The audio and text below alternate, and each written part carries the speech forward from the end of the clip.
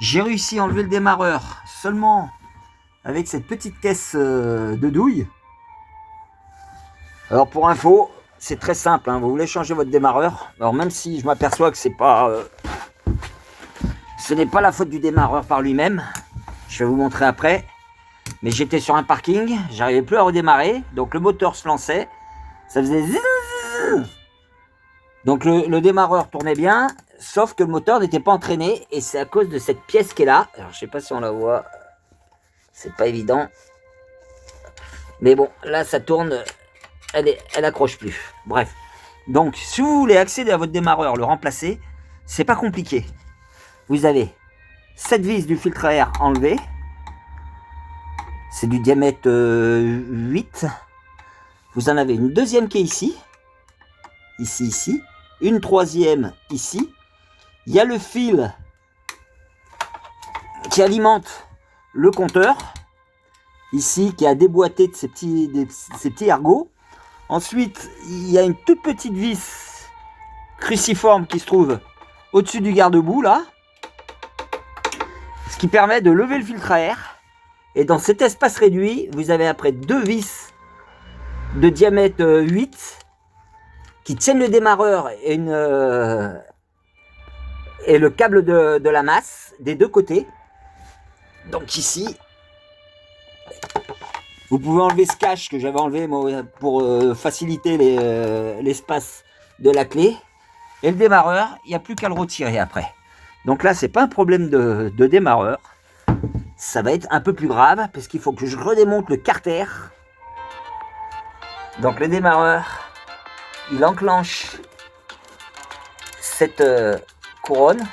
Et vous voyez, le système de cliquet ne fonctionne plus. Il tourne dans tous les sens. Donc il faut que je démonte en vidangeant l'eau et l'huile moteur. Alors ça m'emmerde un peu, mais bon, on verra. Donc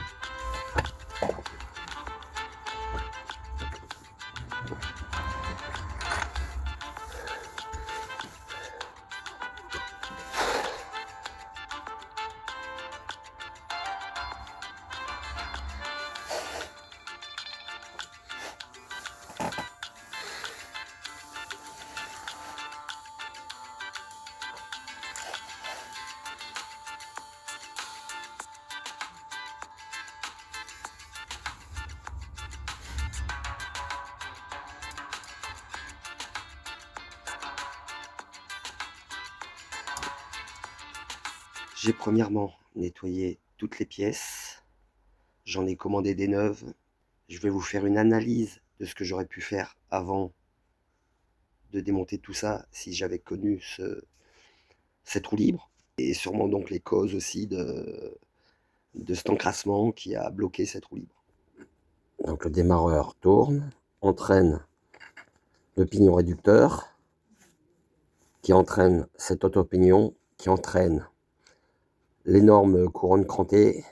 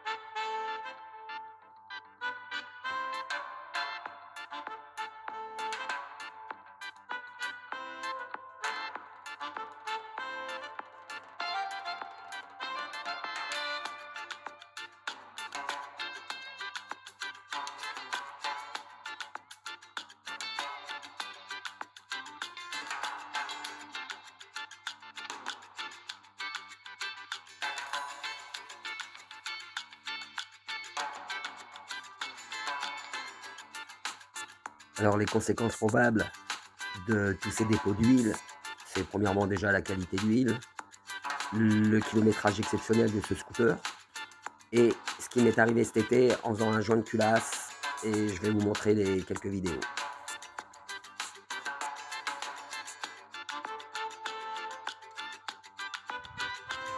Alors je suis dans le Vercors, je suis encore dans une sacrée galère parce que j'arrive plus à remonter. Donc j'ai dû faire 500 mètres en marchant, en transpirant pour voir si je pouvais continuer et me sortir de ce guêpier. Donc là, c'est le passage, on va dire, le plus dur, mais ça descend bien encore, 500 mètres comme ça. Bon, ben, je suis un peu coincé là. Ah là là là là là là. Donc là, j'ai pu descendre déjà 150 mètres. Là, il y a tout ce coin là qui reste coincé. Bon, bah grosse galère. La roue, elle touche même plus devant. C'est bloqué sous le caillou là. Et je suis en équilibre. J'ai pas vraiment d'appui. Oh là là là là. Oh putain, j'ai plus de force. J'ai laissé trop d'énergie. Bon, on va voir maintenant en tournant la caméra la tête que j'ai. Allez, je tourne pour voir. Ah, non, il faut que j'arrête la vidéo. Oh là là. Ah, je suis passé par là. Bon, bah j'ai retrouvé la route. Ah bah dis donc. Alors, c'est pour ceux qui veulent... Oh, on voit pas bien. Je vais prendre une photo et vous la mettre.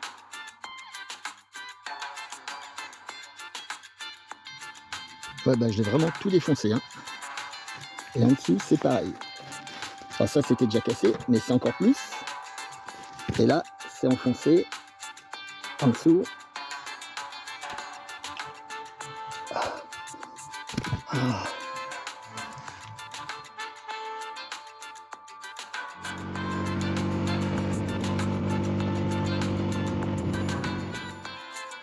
Alors l'objectif du col du Mont Noir, qui est normalement le plus haut du Vercors, bah, je l'atteins dans 1 km.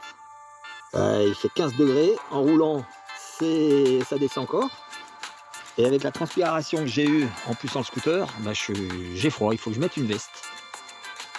Voilà, on est au carrefour pour aller à Cognin-les-Gorges, Malval en Vercors, Saint-Pierre-de-Chérennes et Presles en Curel.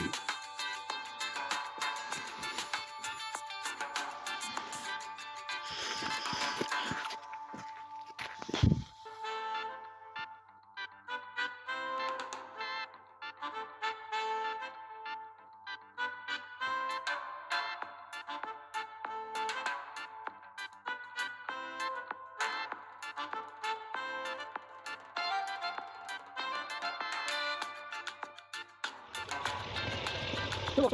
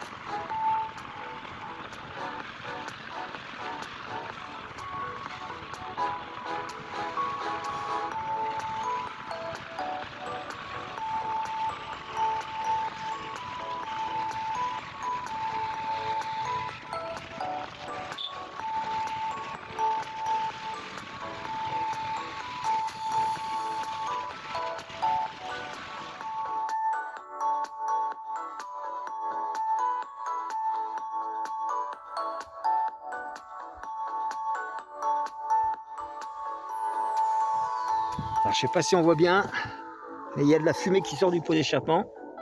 Et je suis tombé en panne. J'arrive pas à la redémarrer.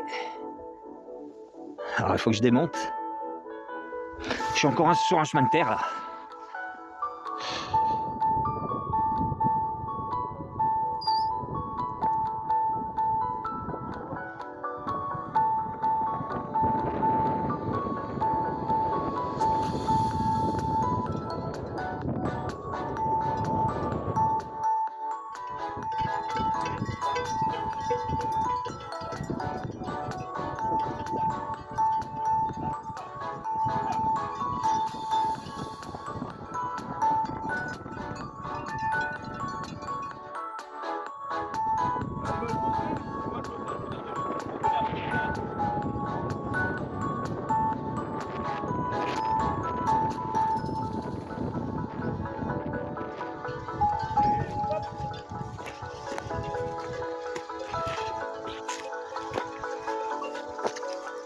Bon, là c'est pas les meilleurs, mais merci.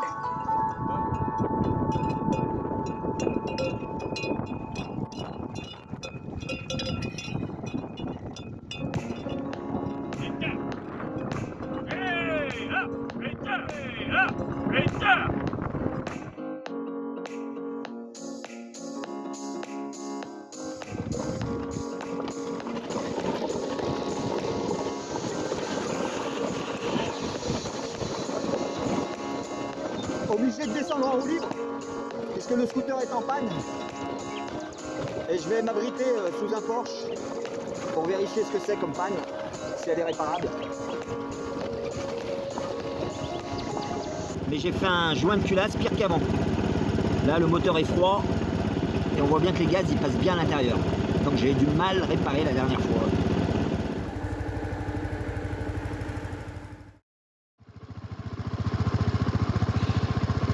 Joint de culasse mais flagrant. Vu la fumée blanche, l'eau elle passe dans le moteur. Allez, je suis à 150 km de la maison.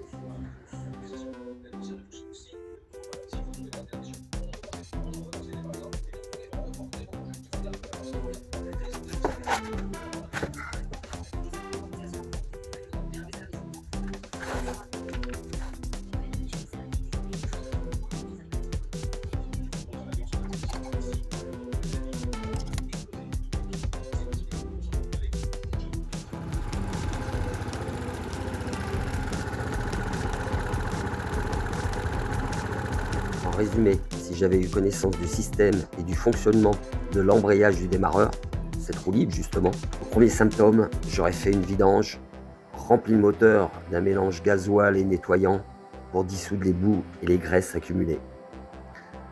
Ça aurait pu marcher comme pas du tout, mais c'est ce que je ferai la prochaine fois.